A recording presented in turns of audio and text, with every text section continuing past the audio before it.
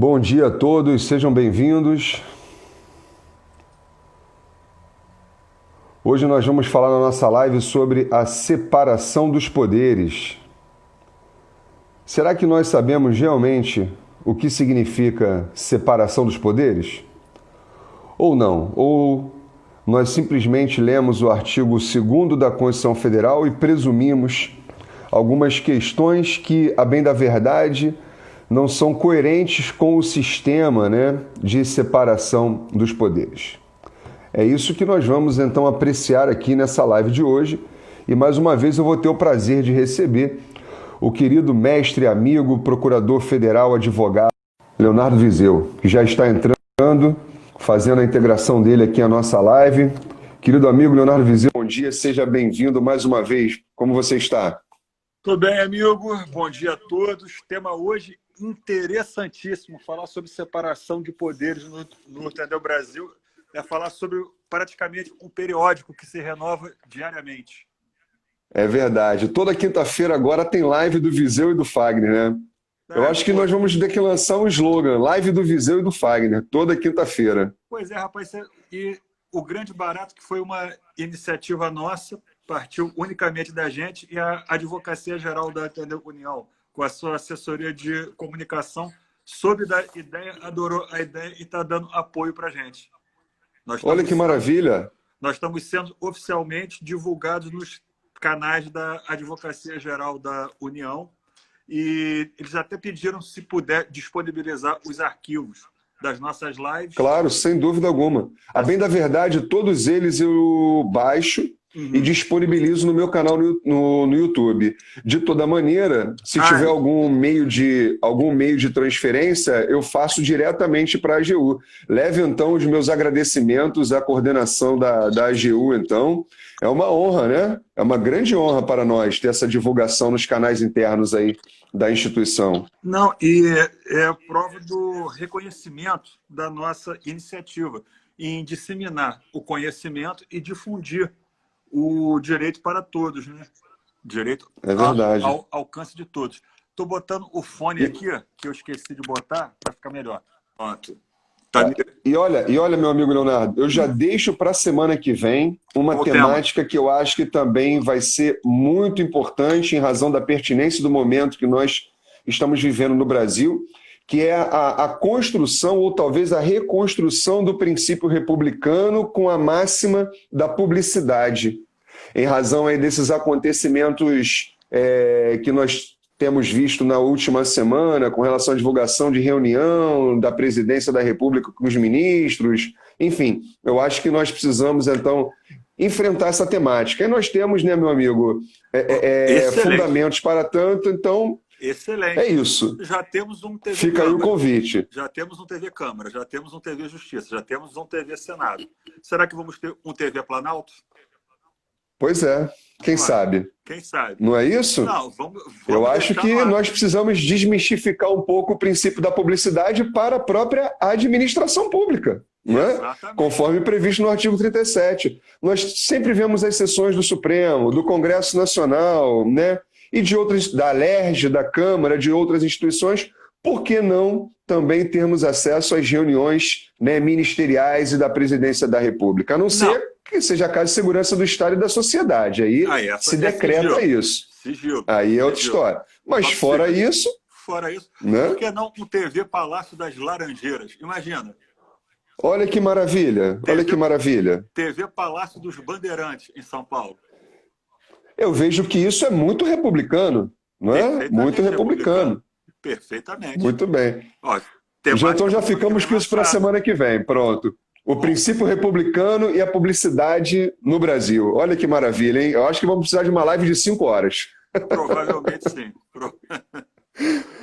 Mas, meu amigo, hoje a nossa temática, então, é separação dos poderes no Brasil, né? E aqui, como sempre, eu vou já te transmitir a fala para que você faça aquele esboço histórico da separação de poderes que com muita sapiência sempre tem feito nas nossas lives com relação aos institutos, mas aqui eu sempre tenho aquela premissa inicial que é a nossa fala constitucional, né? Do nosso sentimento constitucional de origem, e aqui eu resgato considerando ipsilíteres o que diz o artigo 2º da Constituição Federal, ao assentar que são poderes da União independentes e harmônicos entre si, o legislativo, o executivo e o judiciário. Então, já lhe passo a palavra para que você nos explique, então, meu amigo, né, como surgiu esse artigo 2º na Constituição de 88, considerando aí todos os aspectos históricos. Bom, meu pai acabou de passar aqui no fundo. Quando a gente fala sobre direito constitucional, são 4 fontes da filosofia que a gente pega. Teoria da norma, teoria do direito, teoria da justiça, teoria do Estado.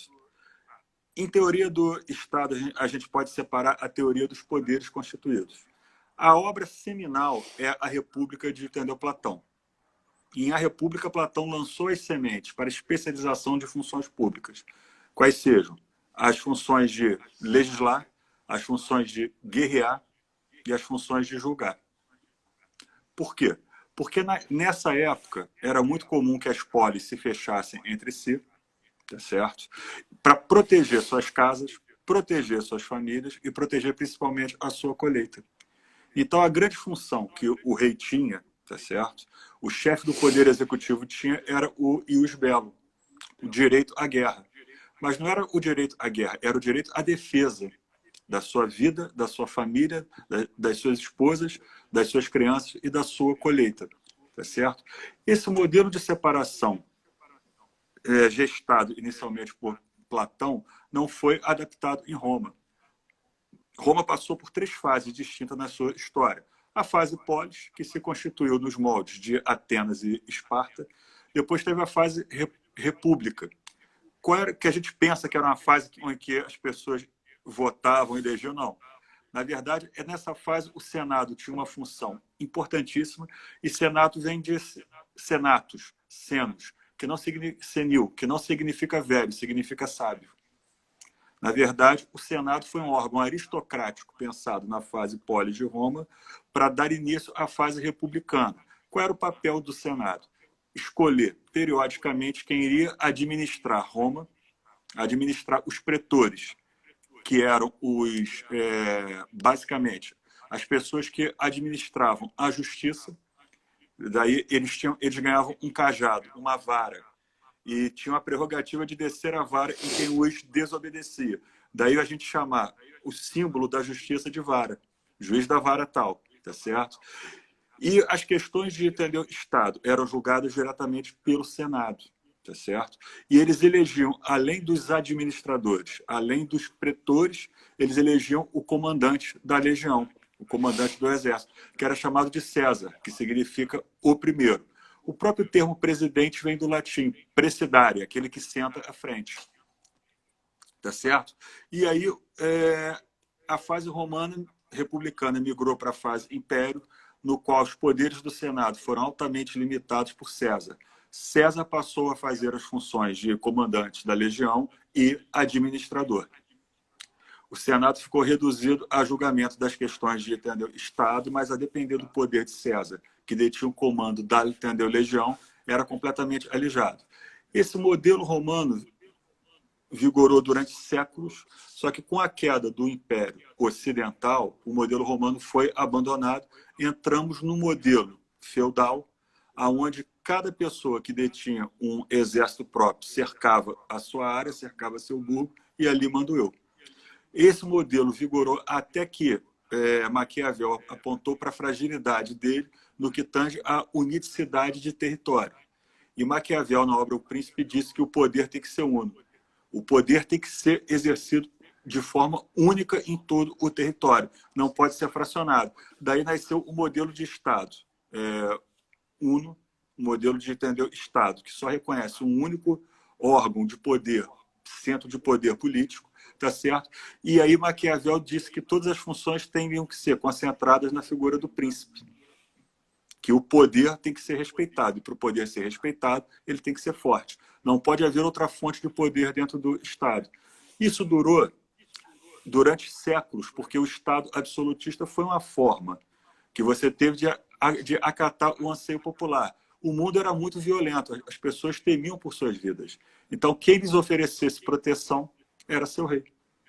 Uhum. Opa, caímos? Não, estamos aqui, Léo. Estamos Caímos? aqui. Não, Não, voltamos. não. Léo? Estou aqui. Ok. Tá me ouvindo? Vamos lá. E aí, o que houve? Sim, muito bem.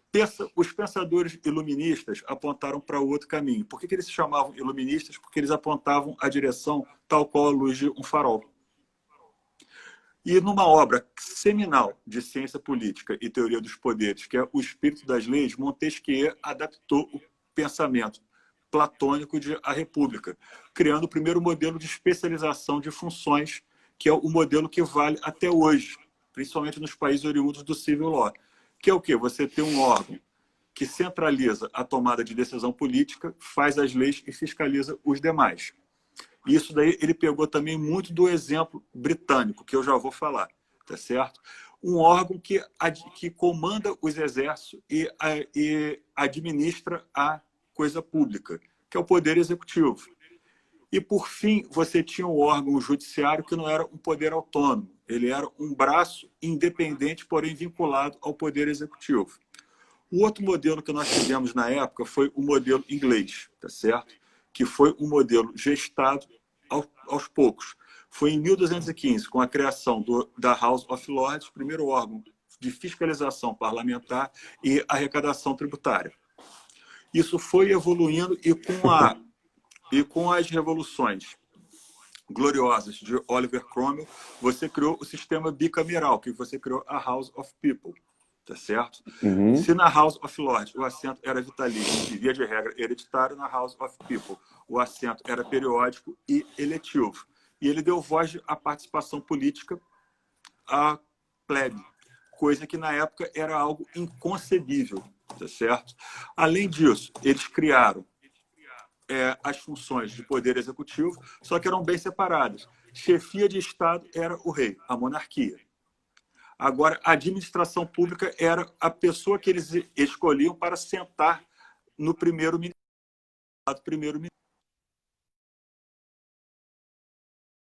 Tá certo? Era uma adaptação até do próprio modelo romano.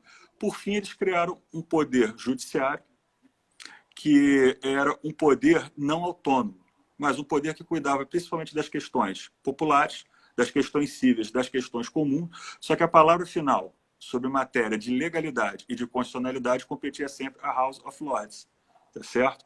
O grande teórico do modelo inglês não foram os filósofos ingleses, foi um filósofo francês, Emmanuel Becker Benjamin Constant.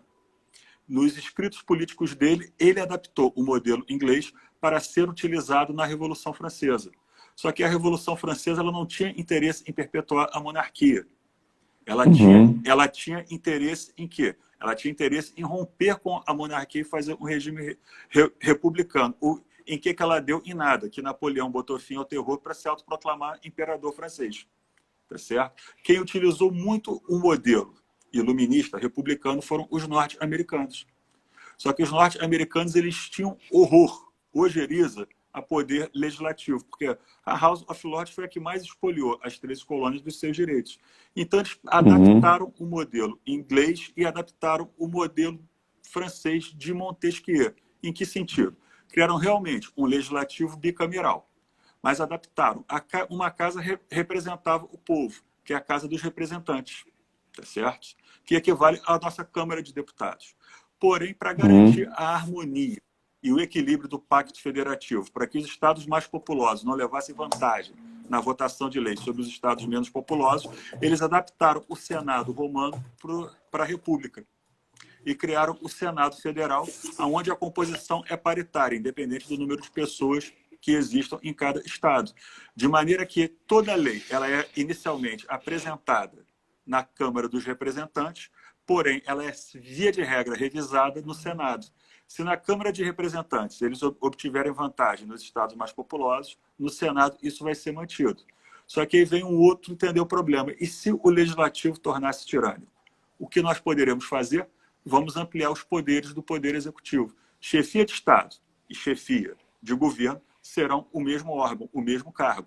E serão eleitos também eles têm representatividade popular, de maneira que com essa legitimidade pela representatividade popular, eles criaram a figura da sanção e do veto presidencial. Isso é uma Constituição norte-americana. Se passar uma lei tirânica, o presidente veta. O veto é absoluto? Não, mas ele pode vetar. Tá certo? Agora, deixa eu te fazer uma pergunta, meu querido amigo. Pela análise histórica, né, e evolutiva que você está fazendo, me parece que, num primeiro momento, a modelação de separação de funções, né, do Estado, ela foi uma premissa baseada na rigidez, né? Executivo administra, judiciário aplica ali a jurisdição, jurisdictio, né? E o legislativo vai atuar na atividade legiferante. Em que momento propriamente dito, você falou aqui, obviamente, aí das considerações, né, com relação aos Estados Unidos da América, mas qual foi o momento propriamente dito, se assim, né, nós pudermos definir, onde a doutrina da mitigação, né, que aqui a gente vai traduzir como check and balances, ela efetivamente teve assim o seu marco? Teve algum evento histórico que gerou esse marco? Do check and balance? Foi basicamente o modelo de separação gestado pelos Estados Unidos, que não foi gestado na Assembleia Constituinte, foi gestado na jurisprudência do STF. Por quê? Eles tinham feito uma Constituição em 1787 e com as emendas começaram a aditar para colocar os direitos fundamentais. Aí chegou a dúvida, e se uma lei tirânica for aprovada, for vetada, tudo bem. Agora, se uma lei só se revelar tirânica quando ela for aplicada pelo Poder Judiciário, o que fazer? Aí eles criaram o famoso Judicial Review. A possibilidade do juiz, entendendo que houve violação à Constituição e a direitos fundamentais, deixar de aplicar a lei. Isso veio com o famoso julgamento Madison and Marbury, tá certo? Mas aí ficou a dúvida, como legitimar uma decisão judicial que deixa de aplicar uma lei? Simples. O presidente não é eleito, os representantes do povo não são eleitos, os representantes dos estados não são eleitos, o juiz vai ser eleito também. Então, a autoridade para se penetrar em um poder pelo outro vem exatamente da legitimação popular. Nos Estados Unidos, os juízes eles são eleitos, via de regra. Salvo New Orleans, que é uma colônia francesa, onde os juízes são concursados, servidores de carreira. Todas as funções judiciárias nos outros estados, elas dependem de eleições periódicas. De maneira que, tendo crisma de aprovação popular, o juiz está autorizado, tá certo, a entrar na seara dos outros poderes. Aqui no Brasil, a gente adaptou o modelo norte-americano a partir da Constituição de 1891. Na Constituição de 1824, a gente adotava o modelo de Benjamin Constant e Emmanuel Becquer. Benjamin Constant, que era o modelo pensado para a Revolução Francesa, com moldes no modelo britânico. O que deu errado? No modelo britânico, a prerrogativa de decretar o estado de sítio é do chefe de Estado, tá certo? Ad referendo da House of Lords. Na Constituição de 1824, não. O imperador decretava o estado de sítio mediante fechamento do Congresso Nacional. Por isso que a atividade de moderação da vontade estatal, que é a sua provocação inicial, ela é bastante complicada, porque isso depende muito do pensador que você analisa. Constant defendia que a moderação da vontade estatal tinha que ser feita na Casa de Representação Permanente, que é a House of Lords, que seria equivalente ao nosso Senado na época do Senado. Tá certo? O que seria essa moderação de vontade estatal? Seria exatamente traçar os liames de interseção entre os poderes constituídos, certo? Até que ponto um poder pode interferir no outro, tá certo? Na Inglaterra, a House of Lords faz isso até hoje. Nos Estados Unidos, não. A moderação de vontade estatal passou a ser feita pelo judiciário, na feição de um poder autônomo. Quem deu ao judiciário a feição de um poder autônomo, não de uma função vinculada ao poder executivo, foram os norte-americanos. Tanto que França e Inglaterra principalmente até hoje, o judiciário é visto como uma função especializada e vinculada do poder executivo. Só que a palavra final sobre as decisões dele, quando um poder interfere no outro, quem dá é a House of Lords. Na Constituição de 1824, quem tinha que definir a interseção e a interferência harmônica de um poder pelo outro era o imperador. Quantas vezes isso foi feito? Nenhuma. Historicamente, Pedro I e Pedro II nunca decidiram questão nenhuma relativa à interseção, interferência de um poder pelo outro. Com a República, em 1889, e a Constituição Republicana, em 1891, saiu-se da sanha do poder executivo e passou-se para a seara do poder judiciário brasileiro, decidir a interferência de um poder pelo outro. Hoje, quem é que faz a moderação da vontade estatal, que é o filtro da separação de poderes no Brasil? A Suprema Corte.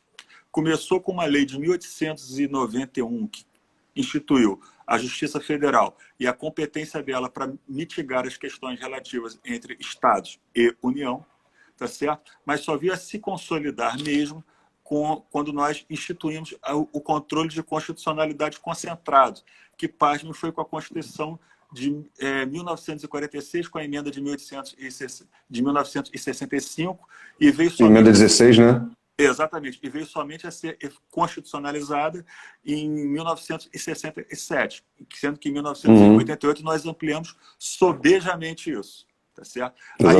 Aí vem aquela nossa dor de cabeça. Nós demos o quê? Competência demais, sem traçar uma linha de separação harmônica entre esses poderes. A minha tese de doutoramento na UF foi exatamente sobre isso. Foi exatamente o que é prerrogativa de poder de cada uma das funções estatais, de cada um dos poderes constituídos. O que eu pesquisei e defendi e consegui aprovar?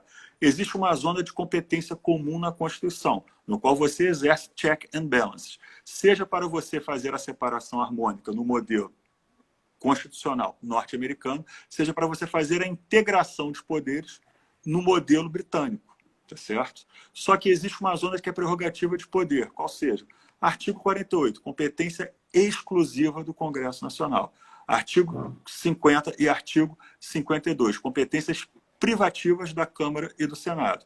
E competências exclusivas do Congresso Nacional, ele somente se manifesta por decreto legislativo. Tá certo? Nas competências privativas... E poucas pessoas sabem isso, né? Sabe. E poucas pessoas sabem isso. A diferença da execução das competências privativas da Câmara e do Senado, respectivamente artigos 51 e 52, isso, que é por resolução, né, e a competência exclusiva do Congresso no artigo 49, que é por decreto legislativo, que não se confunde com a 48. E o 48 está falando ali de atribuição legislativa, né? Exatamente. Que depende de sanção do presidente, enfim. Isso. Perdoe-me o corte, amigo. Não, perfeito. A consideração perfeita. Por quê? A matéria do artigo 48, que depende de sanção e veto, é passível de controle de constitucionalidade. Mas aquela competência exclusiva do Congresso Nacional é prerrogativa de poder. Não se sujeita a controle de constitucionalidade. Para que o pessoal que está nos acompanhando entenda. Que é um tema mais afeito ao dia a dia dele. Processo de responsabilização política, o famoso impeachment, tá certo? Que todo mundo já sabe soletrar impeachment com uma facilidade incrível, de uns anos para cá. A verdade, virou a palavra do dia a dia, é verdade. Impeachment. Quem julga, como é que se opera, se procedimentaliza o processo de responsabilização política? Você faz uma representação por crime de responsabilidade, nos termos da Lei 1079, na Câmara. A Câmara faz o juízo de quê? Admissibilidade e juízo de prosseguibilidade. Autorizado pelo quórum qualificado da Câmara, prossegue para o Senado fazer o juízo de julgamento. É presidido pelo presidente do Supremo Tribunal Federal, só que os senadores eles vão fazer o julgamento. Como que esse julgamento se materializa? Resolução do Senado Federal. Pergunta, essa resolução é passível de controle de constitucionalidade? Não. Por quê? Porque é prerrogativa de poder. É uma competência privativa do Senado Federal. Tanto que não é só o presidente que passa por isso. O ministro do Supremo Tribunal Federal tem seus atos controlados pelo Senado mediante processo de responsabilização política sem sequer juízo de admissibilidade e prosseguibilidade por parte do Senado Federal. Do Senado. Do Senado Federal não, da Câmara de... Entendeu? Da Câmara dos Deputados. Exatamente. Para que o pessoal que está nos acompanhando entenda. O que é o juízo de admissibilidade? É quando o presidente da Câmara recebe a denúncia, a representação, manda a Comissão de Constituição e Justiça analisar. Se houver plausibilidade jurídica na tese, ele pauta para votação. Nessa votação faz o juízo de prosseguimento. O que é prosseguir? É mandar para o Senado. Tá certo? É isso aí. Só para complementar, mestre, o artigo 52, só para as pessoas entenderem, né? O artigo 51 da Constituição Federal Brasileira, ele ipsis literis o que está escrito, tá? Compete privativamente à Câmara dos Deputados autorizar por 2/3 de seus membros a instauração de processo contra o presidente e o vice-presidente da República e os ministros de Estado, que é essa fase prévia que o professor Leonardo colocou, que é o juízo de admissibilidade realizado pela Câmara dos Deputados. É o que a gente chama normalmente de um processo bifásico, né, no estudo do direito constitucional, de uma forma mais amena para se entender. Aí vem a segunda fase, que é admitida a acusação contra o presidente da República, por crime comum, ele é submetido lá a julgamento perante o Supremo Tribunal Federal, se o Supremo aceitar a denúncia ou a queixa, né? Que aí tem essa questão. Agora, no âmbito dos crimes de responsabilidade, que é exatamente o foco da fala do professor Leonardo, diz o artigo 52, compete privativamente ao Senado Federal, inciso 1º, processar e julgar o presidente e o vice-presidente da República nos crimes de responsabilidade, bem como os ministros de Estado, os comandantes da Marinha, Exército e da Aeronáutica, nos crimes da mesma natureza conexos daqueles. Porque se não for conexo, a competência é do Supremo Tribunal Federal, está lá no artigo 102, né, inciso 1º. Então aqui a gente tem que exatamente distinguir isso, né? A natureza política e atos efetivamente soberanos dessas decisões, e não permear a possibilidade de controle de constitucionalidade, porque senão... E aí eu já vou retornar a fala... porque está maravilhoso, é sempre muito bom te ouvir, mas eu já estou com uma pergunta para te fazer depois. Não, vou te devolver. Só um breve parênteses. Esse nosso modelo de live, com exposição e provocações, eu passei para a Comissão de Direito Econômico da OAB, a qual presido, o pessoal adorou. Falou que para live virtual e em rede social é o modelo que entendeu funcionar. Esse bate-papo descontraído, onde um fala e o outro provoca. Tá certo? Está funcionando muito bem. E as suas considerações são sempre perfeitas, para que a gente entenda aquilo que é prerrogativa de poder, um não pode interferir no outro. Aí vamos falar agora de poder executivo, artigo 84. Ali você tem competências judicantes na qualidade de administração pública, e você tem competências internacionais na qualidade de chefia de Estado. E você tem algumas competências de chefia de Estado de âmbito interno. Vamos lá para o artigo 84. E é bastante interessante que quem nos esteja acompanhando, se possível, abrir a Constituição para entender exatamente o que nós estamos falando. E uma outra dica que eu dou para todos. O direito constitucional é filho do seu tempo. Para a gente entender os institutos que nos orientam, duas ciências são essenciais: filosofia do direito e história do direito. Quem não conhece a sua história está fadado a repetir os seus erros. Os mesmos erros. O artigo 84 ele traz, então, competências administrativas internas e competências administrativas externas. Tudo aquilo que é chefia de Estado, no que tange a relações internacionais e comércio exterior, quem decide é o presidente da República, mediante tratado internacional. Ele faz o quê? Ele celebra o tratado. O tratado vai ter vigência imediata? Não. O tratado depende de referendo do Congresso Nacional, competência exclusiva do artigo 48, que, mediante decreto legislativo, aprova ou não. Qual é a função do Congresso Nacional? 49,5, eu acho, né? Ou 10? Isso. 49. Isso. Competência 49, isso. do Congresso Nacional, que por decreto legislativo, tá certo? Que é uma espécie legislativa. Inciso 1º. Inciso 1º, que é reconhecido na nossa Constituição, faz a verificação de que a compatibilidade material daquele tratado com a nossa Constituição. O presidente pode celebrar um tratado no qual ele se compromete a estabelecer a pena de morte no Brasil? Celebrar ele pode. Assinar ele pode. Agora ele vai ser aprovado pelo Congresso Nacional? Não. Porque isso viola materialmente a Constituição. Agora, tudo aquilo que seja compatível com a Constituição é feito o quê? um decreto legislativo, que vai ser operacionalizado por um decreto executivo, para dar fiel cumprimento a ele. Aí vocês se perguntam, Perfeito. professores, mas o Supremo Tribunal Federal, nas questões de tratado internacional, ele não deu a esse decreto equivalência de lei ordinária? Deu. Por que ele deu? Porque a época que ele criou essa jurisprudência, os ministros sabiam que não podiam fazer controle de constitucionalidade em decreto legislativo, por se tratar de competência exclusiva do Congresso Nacional. Qual foi a saída que eles tiveram? Bom, o decreto legislativo a gente não pode opinar, mas a gente pode dar ao decreto executivo, que operacionaliza aquele decreto legislativo, natureza jurídica de lei em sentido material, e fazemos o controle de constitucionalidade em cima dele. Hoje não seria nem preciso isso, porque a Lei de Ação Direta de Inconstitucionalidade e os próprios artigos da Constituição falam que podem ser objeto de controle de constitucionalidade lei ou ato normativo materialmente equivalente à lei. Certo? Então, isso foi uma forma da justiça... Superado, está superado isso, né? Está plenamente superado, mas a época que foi criada essa jurisprudência não tinha. E os ministros do Supremo, que tinham notório saber jurídico à época, que, como eu brinco e falo sempre, depois que se confundiu ser bom advogado com notório saber jurídico, a coisa meio que degringolou, tá certo? Mas, eu vou me privar de emitir comentários acerca.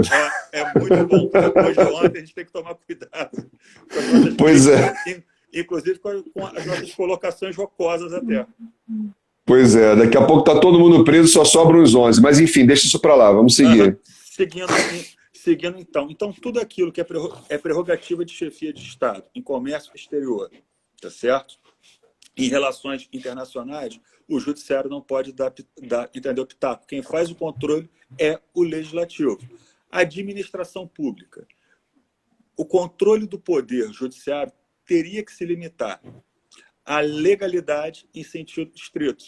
Conforme Miguel Seabra Fagundes já falou, o mérito do ato administrativo, um juízo de conveniência e oportunidade, é prerrogativa de chefia da administração pública. E quem exerce a direção superior da administração pública federal, nos termos da Constituição, é o presidente da República. Eu posso não concordar com ela, eu posso não concordar com o direcionamento que ele tende a estar dando. Mas se está dentro da lei, eu não posso fazer muita coisa. Tá certo? Aí veio aquela coisa absurda que nós já falamos.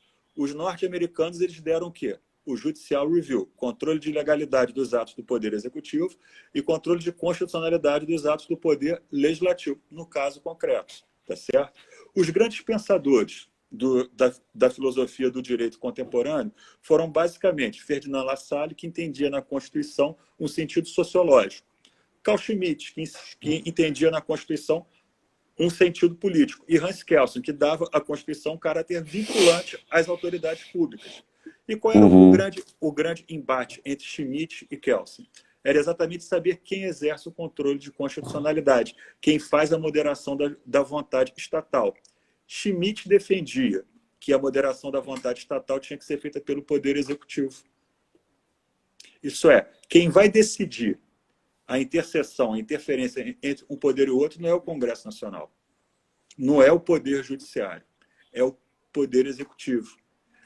Kelsen não. Kelsen entendia que isso tinha que ser feito em caráter jurídico, mas pelo Poder Legislativo, com um órgão de prelazia, que é a Corte de Constitucionalidade. Qual é a diferença entre a Corte de Constitucionalidade e uma Suprema Corte? Uma Suprema Corte é o órgão de cúpula do Poder Judiciário. A ele pertence, a ele comanda. A Corte de Constitucionalidade é um órgão de prelazia do Poder Legislativo. Ele é vinculado, porém não é subordinado. Ele faz o quê? Ele faz o último cotejo de verificação de compatibilidade material e formal de uma lei antes que ela entre em vigência e ingresse no ordenamento jurídico. Que Kelsen falava muito bem. É inconcebível que uma lei constitucional promova efeitos. É inconcebível que alguém seja prejudicado ou possa incorporar direitos subjetivos na vigência de uma lei que viola a Constituição. Por isso que ele, na época, ele era judeu austríaco. Quando o Partido Nacional Socialista Alemão tomou o poder, ele fugiu da Áustria, que ela foi invadida. Quem viu A Noviça Rebelde tem isso tudo dramatizado, romantizado. E Kelsen ele teve que fugir da Áustria ocupada pela Alemanha nazista e foi para os Estados Unidos lecionar em Harvard. Como Liebman, que era judeu, que era ítalo-judeu, quando o fascismo tomou conta e fez a sua política de higienização étnica totalmente execrável, ele veio para a USP, em São Paulo, e fundou o programa de pós-graduação estrito sensu da USP. A diferença, quando a democracia, quando a normalidade foi restabelecida e o fascismo e o nazismo foram vencidos na Europa, Liebman voltou para a Itália. Agora, Kelsen, quando foi voltar para a Áustria, os norte-americanos em Harvard falaram para ele: quanto que você quer para ficar aqui? E ele terminou os dias lecionando e fazendo o quê? A pesquisa no que tange a jurisdição constitucional. E que, pese ele morar nos Estados Unidos, lecionar nos Estados Unidos, ele foi um crítico do sistema de judicial review norte-americano. Se vocês quiserem saber sobre isso, tem um livro, coletânea de palestras deles e aulas, Jurisdição Constitucional, Hans Kelsen, pela editora Martins Fontes. Ali a gente consegue entender a diferenciação de moderação de vontade estatal. Ele falava, a moderação de vontade estatal ela tem que ser prévia à produção dos efeitos jurídicos. Se ela for posterior à produção dos efeitos jurídicos, pessoas serão prejudicadas por violação à Constituição. Tá certo? Mas o modelo norte-americano, no julgamento de Marshall, John Marshall, notório Chief of Justice, que todos já ouviram falar, falava que não. Falava que a lei ingressando no ordenamento jurídico ela tem que ser respeitada. Meio como a decisão que matou Sócrates, se lembra? Foi completamente iníqua, mas tem que ser respeitada, tem que ser executada. Quem se sentir prejudicado, que ajuize uma ação e postule os seus direitos. Tá certo? Aí fica a dúvida, qual é a resposta que nós temos para o modelo de moderação schmittiano, centrado no poder executivo, para o modelo de moderação de vontade estatal, jurídico-político, centrado no poder legislativo, na Corte de Constitucionalidade? A gente não tem uma resposta válida ainda. O modelo brasileiro de moderação de vontade estatal, entrando no tema, na minha opinião, é péssimo. Por quê? Ele fez uma miscelânea. Essa seria exatamente a pergunta, meu amigo. Como você... É impressionante o alinhamento, né? Mas mentes brilhantes pensam igual.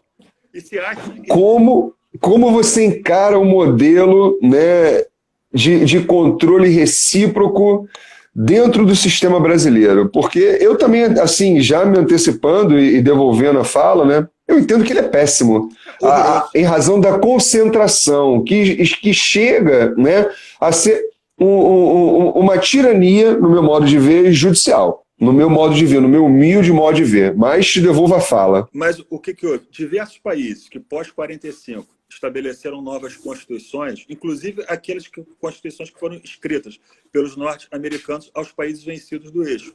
Quem fez a lei fundamental de Bonn, de 49, foram os norte-americanos. Quem fez a atual Constituição japonesa, que respeitou o modelo de monarquia budista na casa do Imperador do Sol, foram os norte-americanos também. Mas ali eles adotaram o modelo de controle de constitucionalidade deles, mas estabeleceram na Constituição, escrita para esses países, limites expressos entre um poder e outro. Aquilo que eu falei na minha tese, eu não criei, eu não inovei. Eu li a Constituição japonesa, não em japonês, óbvio, a tradução para o português. Li a Constituição alemã e vi que ali os norte-americanos botaram linhas de separação no qual um poder pode interferir no outro, numa separação harmônica muito bem delineada, e um modelo de integração, que você respeita a prerrogativa, o núcleo de poder de cada uma das funções estatais. Como eu falei, excepcional. Artigo 49, excepcional. Artigo 49, artigo 51 e 52 é prerrogativa de poder, é núcleo de prerrogativa de poder da função legislativa. Artigo 49, um poder interfere no outro, tem sanção, veto e controle de constitucionalidade, em cima de leis ordinárias, em cima de leis complementares. Agora, em cima de decreto legislativo, em cima de resolução, não pode. Prerrogativa do poder executivo, artigo 84, controle de legalidade de decreto, perfeito, tem que ser feito. O decreto não pode extrapolar os parâmetros, ou como está na moda, os standards, que é a lei complementar. Agora, escolha de ministro é uma prerrogativa de poder, depende de fidúcia, confiança, não só de notória capacidade técnica, mas depende de uma relação de confiança recíproca entre o chefe do poder executivo e o seu ministro. Tá certo? Então, é esse ponto hoje que o judiciário ele não entende. Ele acha que nomeação em razão de fidúcia, como tem que ser na lei, como manda a Constituição, é ingerência política. Como se os ministérios fossem completamente independentes e autônomos e não fossem subordinados ao chefe do Poder Executivo em si. Eu posso não concordar, mas a democracia tem esse lado. Democracia não é só você saber ganhar, é você saber perder. E o que acontece? A nossa Constituição traz esses parâmetros de separação entre os poderes? Não. Ela fala que o judiciário pode tudo, numa interpretação altamente extensiva do artigo 5º, inciso 35, que é o princípio do and justice for all, criado pelos norte-americanos, que aqui no Brasil a gente chama de inafastabilidade dos poderes dos atos da justiça. Isso tem uma crítica excelente no mundo cultural, numa das melhores bandas de hard rock e heavy metal de todos os tempos, na minha opinião, o Metallica. O terceiro álbum deles em estúdio é o And Justice for All, cujo o tema, o título, é uma crítica que eles fizeram ao sistema judiciário norte-americano, comparando ele como uma prostituta que se vende para quem pagar melhor. Então, a gente percebe que aonde você não tem um judiciário que respeite os outros poderes e que garanta uma convivência harmônica entre eles em nome da segurança jurídica, você não sabe o que fazer. Você não sabe quem é que manda. Você não sabe quem é que exerce a autoridade estatal. Aí, uma provocação para todos que nos estão assistindo. Como é que fica, então, a moderação de vontade estatal brasileira? Quem é que está dando a última palavra agora em tudo? Nos últimos dias, a gente viu, em matéria de administração pública, o juiz. Em matéria de ordenação de despesa, o juiz. Em matéria de legislação e inovação no ordenamento jurídico, o juiz. Hoje nós temos a figura do juiz ordenador de despesa, do juiz gerenciador público, do juiz legislador. Então, hoje, o judiciário brasileiro se tornou uma hidra. E vamos relembrar uma frase clássica de Rui Barbosa? A pior ditadura que tem é a ditadura do poder judiciário, porque contra ela não há a quem recorrer. Tecnicamente há. Se um ministro da Suprema Corte extrapolar nas suas funções e cometer crime comum, o próprio Supremo julga ele.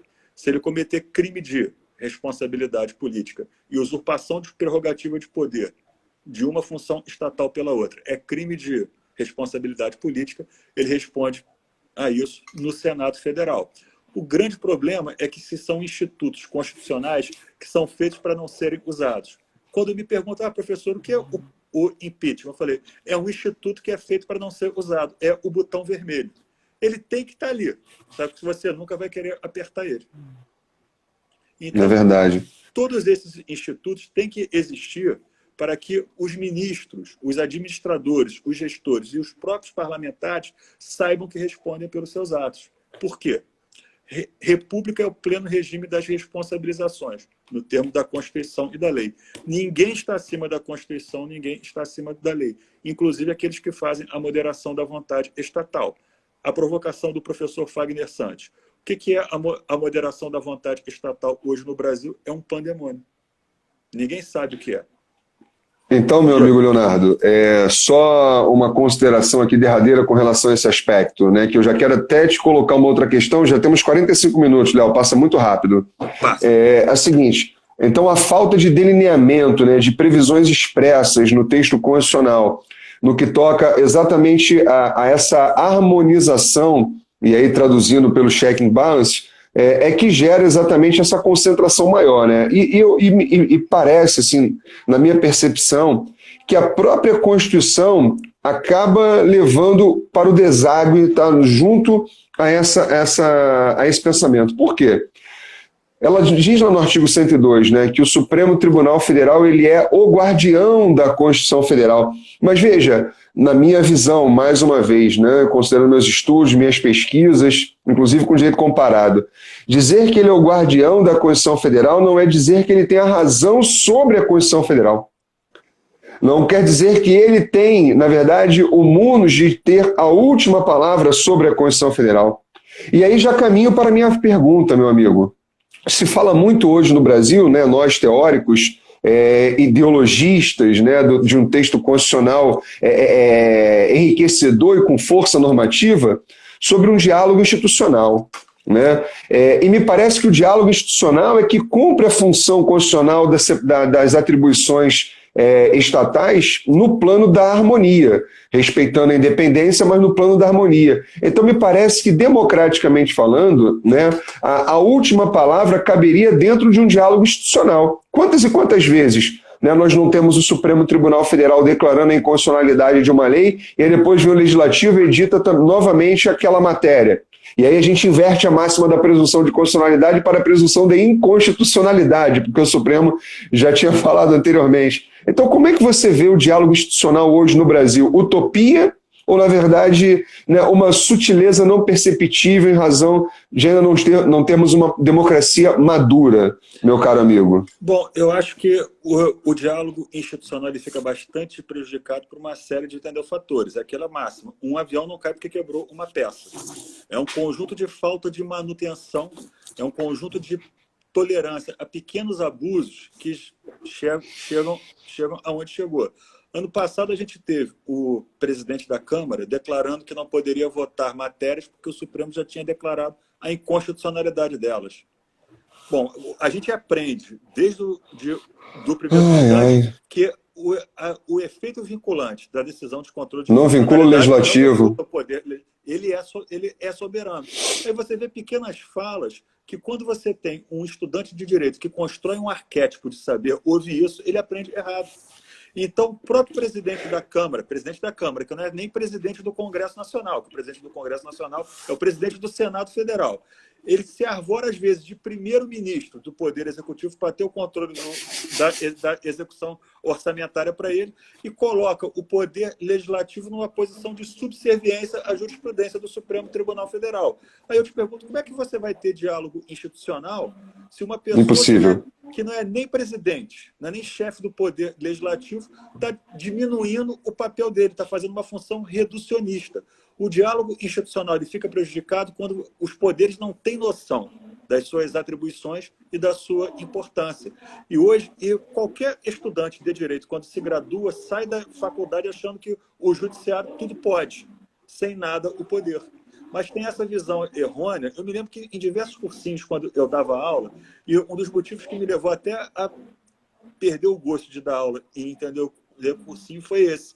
Porque eles vinham com uns arquétipos pré-concebidos de uma visão bastante reducionista do papel do executivo e do legislativo, hiperinflando as funções do poder judiciário. Então, o primeiro passo para a gente estabelecer uma linha de diálogos institucionais harmônica entre os poderes é conscientizar cada poder do seu papel e da importância que o outro tem em relação a ele. Não adianta o judiciário ficar numa arrogância deselegante e achar que pode desrespeitar os outros poderes, reduzindo a um papel de só menos importância a função executiva, reduzindo a um papel de só menos importância a função legislativa. Também não dá para que o chefe do Poder Executivo fique subserviente ao Poder Judiciário o tempo todo. O presidente tem que cumprir as decisões judiciais? Tem, mas ele pode recorrer delas e pode criticá-las também. Para isso, ele tem uma advocacia de Estado.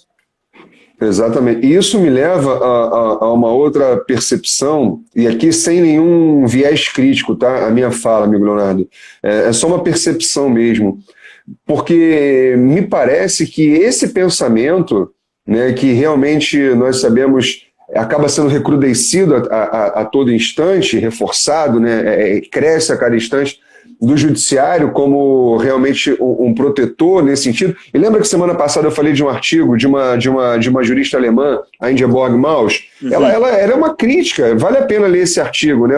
O Poder Judiciário como superego da sociedade, quem nunca leu. Ela faz uma crítica enfática e veemente com relação a esse modelo.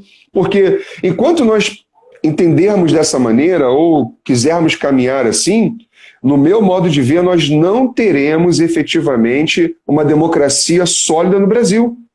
Porque democracia não é... As pessoas confundem, caro amigo Leonardo, talvez uma outra live depois da República sobre democracia, né? As pessoas acham que democracia é levar as questões para o Poder Judiciário e o Judiciário dá razão à voz dele. Isso não tem nada a ver com democracia. Isso daí me causou... É muito complicado. Me causou muito temor quando alguns ministros do Supremo instituíram a função iluminista do Supremo Tribunal Federal, qual seja, a jurisprudência deles guiando a tomada de decisão política. Isso é extremamente perigoso, porque o centro de decisão política é o parlamento.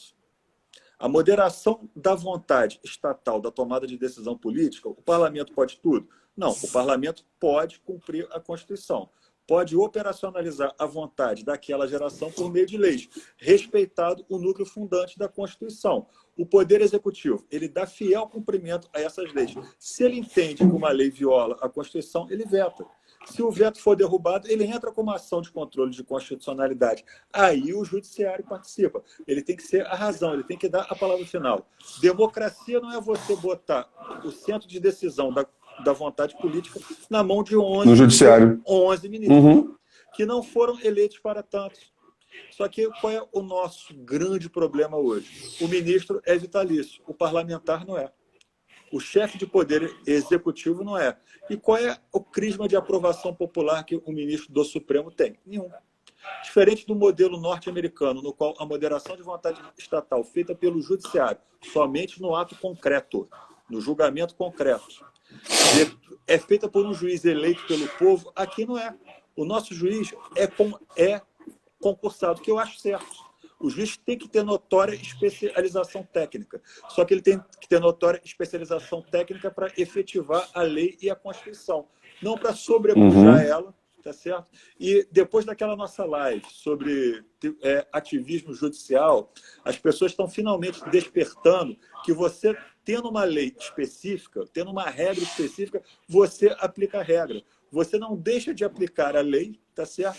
Para aplicar o princípio que foi gerado naquela sentença no entendeu, famoso eu acho. O ativismo judicial hoje virou achismo judicial. Exatamente. Eu quero que seja, entendeu? Assim, sem se preocupar com as consequências dos atos. Tá certo? A Alexandra está perguntando. A Alexandra é uma advogada, contadora também, uma brilhante colega. Ela está perguntando, né? Temos que sair em defesa da Constituição Federal. Como fazer? No meu modo de ver, primeiro resgatar o sentimento constitucional de origem e não deixar que a Constituição seja manipulada por interesses escusos. É a premissa básica. É a premissa básica. Exatamente. Um outro ponto. Efetivar os mecanismos de responsabilização válidos na Constituição. Tá certo? E são vários, hein? São vários. São vários. Para mim, o grande culpado disso é que o Legislativo está reduzido nos seus papéis. O Senado Federal hoje é praticamente uma nota de rodapé na mídia brasileira. Porque é o Senado que julga os crimes de responsabilidade do presidente da República, dos ministros do Supremo, dos ministros de Estado e de diversas outras autoridades políticas. É o Senado que faz o controle da vontade do Poder Executivo quando indica ministros para o Supremo, quando indica diretores do Poder Executivo sujeitos à análise técnica e à análise moral, ou seja, notório saber e reputação ilibada. O Senado tem que resgatar sua importância institucional. O Senado tem que ter a força motriz, junto com a Câmara do Povo, a Câmara de Deputados, tá certo? A força motriz do centro de tomada de decisão política. E o Poder Executivo tem que respeitar, tem que administrar, tem que propor o orçamento e executar o orçamento aprovado pelo Senado. É aquela coisa, a confusão institucional. Hoje nós vivemos um país em que o delegado julga, o promotor investiga, o juiz acusa. Só para ficar dentro do sistema judiciário penal, que a gente não precisa ir muito longe. Hoje nós temos, no que tange aos poderes constituídos, um judiciário que legisla, executa, faz tudo, um legislativo que o presidente da Câmara diz que está subordinado ao Supremo Tribunal Federal e um poder executivo que não sabe para que lado vai. Meu amigo, sabe, é uma situação que a gente precisa realmente repensar. Nós sabemos que tem proposta de emenda tramitando no Congresso Nacional para talvez tentar aí, né, mudar um pouco esse sistema de nomeação de ministros da Suprema Corte, mas já sabemos que existe também um lobby em sentido totalmente contrário. Eu sinceramente tenho assim, uma indagação que me causa uma certa preocupação, e aí eu já te dou para as suas palavras finais, que faltam 5 minutos. Tá? Como instituir o diálogo institucional para que nós tenhamos uma palavra final democrática? Perfeito. Ainda que seja uma visão filosófica, ok? Ainda que seja uma visão filosófica. O que você pensa a respeito, meu caro amigo?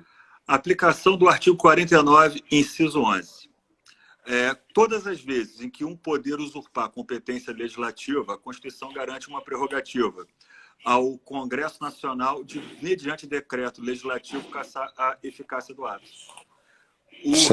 O Senado ele vai conseguir resgatar a sua importância institucional quando o presidente do Congresso Nacional aplicar exatamente isso daí. Todas as vezes que uma decisão do Supremo Tribunal Federal extrapolar, ainda que em caráter liminar, inaudita, altera a par, entrar com uma representação no Congresso Nacional para um projeto de decreto legislativo cassar a eficácia dessa decisão. A Constituição garante essa prerrogativa de poder ao Congresso Nacional. Aí sim a gente vai conseguir elevar a importância institucional dos demais poderes. O decreto legislativo já é feito amplamente no que tange a cassação de eficácia de atos do Poder Executivo. A gente tem que estender isso à cassação de eficácia dos atos do Poder Judiciário, que hoje a única alternativa que o direito brasileiro vê é ajuizamento de uma arguição de descumprimento de preceito fundamental, que na minha opinião não precisa. Basta que você faça um projeto de decreto legislativo para cassar a eficácia daquela decisão judicial, por usurpação de competência legislativa. Acabou. Cassando aquilo ali, a decisão não tem que ser cumprida, respeita-se a Constituição, tá certo? E pode ser aberto um diálogo institucional. Ó, essa matéria é só por lei. Então, eu vou fazer um projeto de lei. Mas se esse projeto de lei não passar, não for aprovado, eu sinto muito. Você não vai poder ficar normatizando por súmula vinculante. Eu sinto muito. Eu conversei com um amigo da Europa, né, um professor da faculdade italiana, e a gente estava conversando o seguinte: seria talvez algo... Claro que estamos numa análise hipotética, tá? Das decisões do Supremo Tribunal Federal, que, como você muito bem colocou, há uma diferença entre Corte Constitucional, né, e Tribunal aqui constitucional, porque no nosso caso nós temos um Tribunal Constitucional, porque ele faz parte do Poder Judiciário, ele é um órgão de cúpula do Poder Judiciário, é bem diferente do modelo europeu, é diferente. É uma Suprema Corte, ponto. Então, eu estava conversando com ele o seguinte: se talvez criássemos aqui, né, aí tem que ter muita vontade nesse sentido, um sistema de referendo das decisões da Suprema Corte para fins de eficácia erga omnes. Porque hoje se publicou a decisão eficácia erga omnes, ponto. Né, eficácia erga omnes. Me parece que seria um sistema bem interessante, de submeter o legislativo para o legislativo referendar, por maioria absoluta, talvez, né, ou, sei lá, por um quórum mais qualificado, não sei, seria interessante, que aí legitimaria exatamente o diálogo democrático. E seria basicamente você estender ao controle de constitucionalidade abstrato e concentrado as disposições do artigo 52, inciso 10, que fala suspender no todo ou em parte a execução de lei declarada inconstitucional por decisão definitiva do Supremo Tribunal Federal. E você sabe que o Supremo criou uma mutação constitucional aí. O Supremo criou uma mutação constitucional aí. Não, ele criou uma redução constitucional. Para reduzir. Não foi nenhuma mutação. Foi uma exclusão de eficácia, na verdade. Foi um esvaziamento de prerrogativa de entender o poder, quando ele disse Perfeito. Que no controle concentrado, e no caso entendeu, concreto, a decisão dele já está objetivada, reduzindo, assumindo importância, o papel do Senado Federal. Que vem dentro a tal da objetivização, né? Exatamente. Eu acho que seria o caso de uma emenda constitucional estender a regra do artigo 52, inciso 10, para as ações objetivas do Supremo Tribunal Federal. A DIN, a DPF e, entendeu, a DPF. Eficácia vinculante vai ter? Vai. Só se o Senado Federal aprovar. Se não tiver, eu sinto muito. Vai ser para aquele caso ali e acabou. Tá certo? Excelente, eu também penso nesse sentido. Eu também penso nesse. Quando eu conversei com ele, né, o Pablo, quando tu me trouxe essa ideia, eu falei, interessantíssimo. Não sei se isso vinga no Brasil. Léo, temos 30 segundos para acabar a live, meu amigo. Obrigado mais uma vez. Parabéns pela sua fala, um prazer enorme. E já fica marcado semana que vem, então, 10 horas, quinta-feira, República.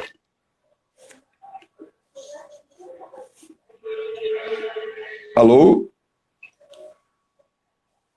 Alô, amigo, voltei aqui. Entrou uma outra ligação aqui no meio. Sabe aquele saque, serviço de atendimento ao consumidor, teleatendimento? 10 segundos. 10 segundos. Pessoal, não percam as nossas lives. Professor Fagner.